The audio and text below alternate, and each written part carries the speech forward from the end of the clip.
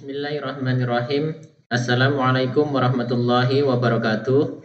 Oke, kembali lagi di Tri Mahardika Channel untuk belajar matematika. Dan pada kesempatan kali ini, saya akan membahas beberapa soal latihan OSN matematika untuk tingkat SMP. Semoga bisa bermanfaat bagi kalian semua yang akan maju OSN tahun 2023 sebagai bahan pembelajaran. Nah, soal ini saya ambil dari soal-soal pra-KSM tahun 2022. Baik, seperti apa soalnya? Langsung saja kita buka. Diketahui A adalah himpunan yang memiliki tepat 3 anggota. Hasil penjumlahan setiap 2 anggota A adalah 1209, 1690, dan 2019. Selisih bilangan terbesar dan terkecil dari anggota A adalah, yaitu apakah A 329, B 481, C 520, ataukah D 810.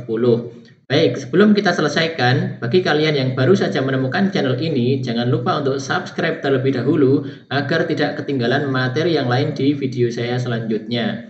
Oke, kita selesaikan ya. Jadi, karena 3 buah anggota dari himpunan A itu kita belum tahu, maka kita misalkan saja, misal ketiga anggota tersebut adalah A, B, dan C. Di dalam soal diketahui bahwa jumlah setiap 2 anggota A adalah 1209, 1690, dan 2019. Anggap saja A ditambah B ini nilainya adalah 1209. Kemudian jumlah 2 bilangan yang lain yaitu A ditambah C itu 1690, kemudian yang terakhir yang belum berarti B ditambah C itu sama dengan 2019. Nah, agar kita bisa mengetahui selisih bilangan terbesar dan terkecilnya, maka kita harus tahu A-nya berapa, B-nya berapa, dan juga C-nya berapa. Nah, bagaimana cara mencari A, B, dan C masing-masing? Pertama kita jumlahkan dulu ini, kemudian semua kita jumlahkan. Di sini ada A tambah A, B tambah B, C tambah C. Berarti menjadi 2A ditambah 2B ditambah 2C. Sedangkan angkanya jika kita jumlahkan semua, kita jumlahkan seperti biasa, yaitu hasilnya adalah 4918. Kemudian dilihat bahwa 2A ditambah 2B ditambah 2C, maka 2-nya bisa kita keluarkan ya, sesuai sifat distributif, yaitu 2 dikali A ditambah B ditambah C, itu menghasilkan 4918. Nah, 2 dikali berapa akan menghasilkan ini, sehingga A ditambah B ditambah C itu sama dengan 4918 dibagi 2, yaitu hasilnya adalah 2459. Nah, jika A ditambah B ditambah C hasilnya 2459, sementara A ditambah B saja hasilnya 1209, maka dengan demikian C bisa kita cari ya, yaitu C sama dengan 2459 dikurangi A tambah B gitu ya. Dengan cara yang sama, jika A ditambah C hasilnya 1690, berarti B-nya yaitu 2459 dikurangi A tambah C. Dan terakhir dengan cara yang sama, karena B ditambah C adalah 2019, berarti A-nya yaitu sisanya ya 2459 dikurangi B tambah C ini yaitu 2019.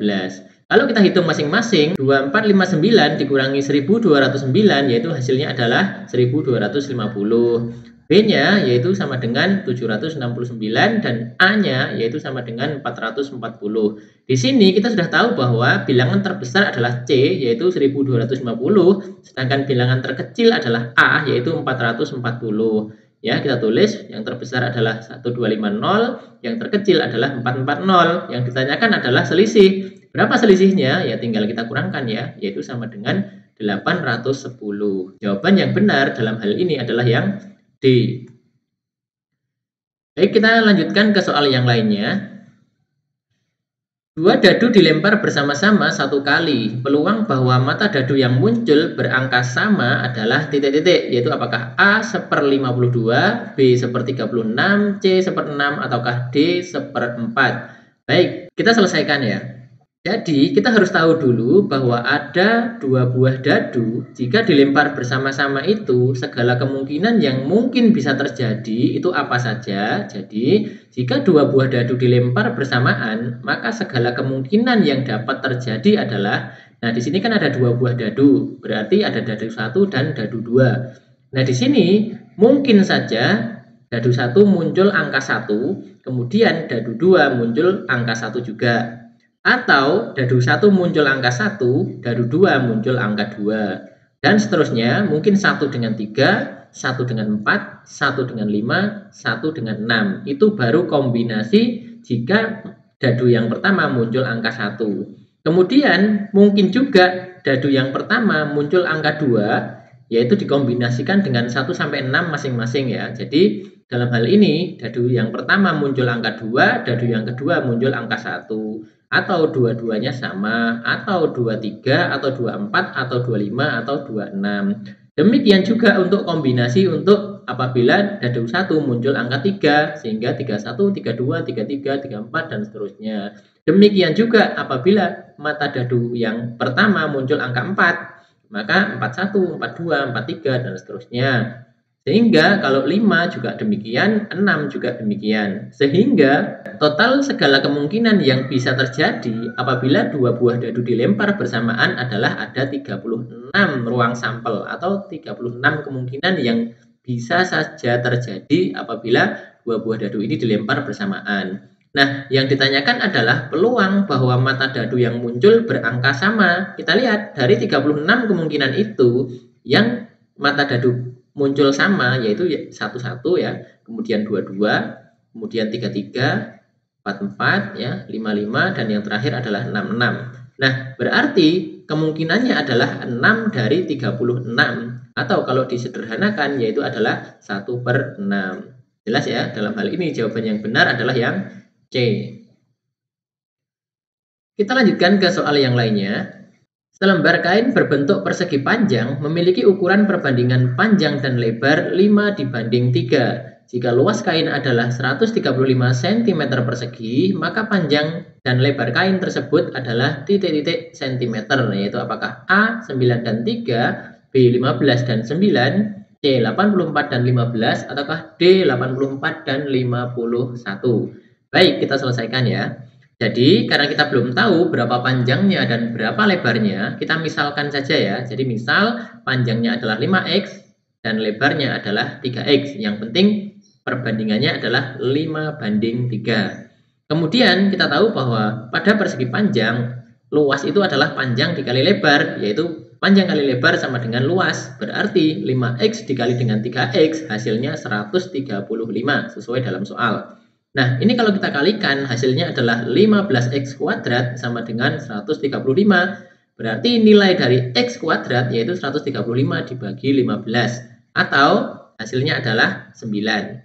Karena x kuadrat itu nilainya 9, berarti x sama dengan akar dari 9, yaitu sama dengan 3. Sekarang kita sudah mengetahui bahwa x adalah 3.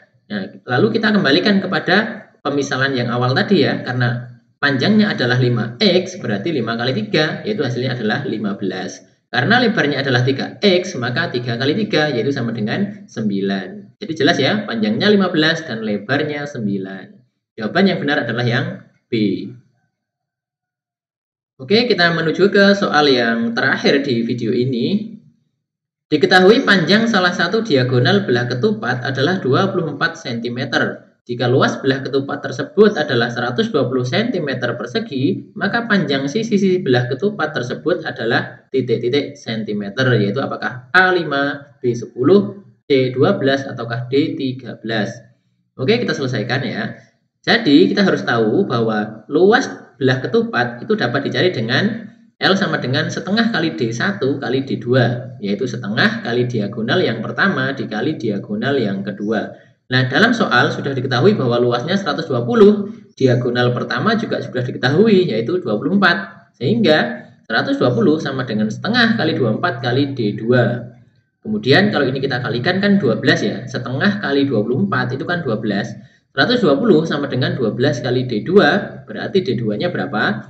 D2 berarti 120 dibagi 12 ya, yaitu hasilnya adalah 10. Nah, sekarang kita udah tahu bahwa belah ketupat tersebut mempunyai diagonal yang panjang 24 dan diagonal yang pendek itu 10. Kalau misalnya kita gambar, hasilnya kurang lebih seperti ini ya. Diagonal yang panjang dan ini adalah diagonal yang pendek.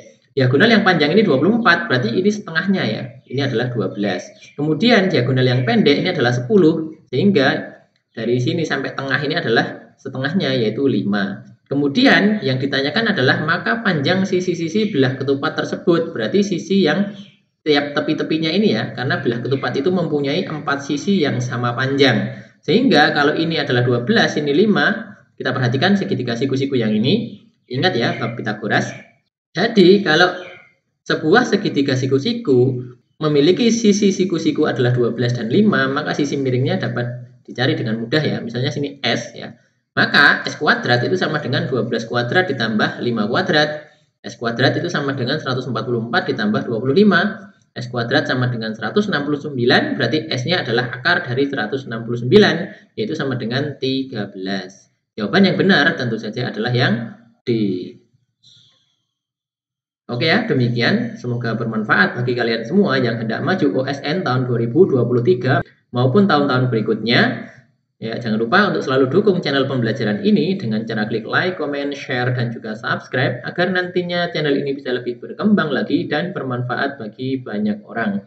Oke, terima kasih sudah menyaksikan. Sampai ketemu lagi di video berikutnya. Tetap semangat. Assalamualaikum warahmatullahi wabarakatuh.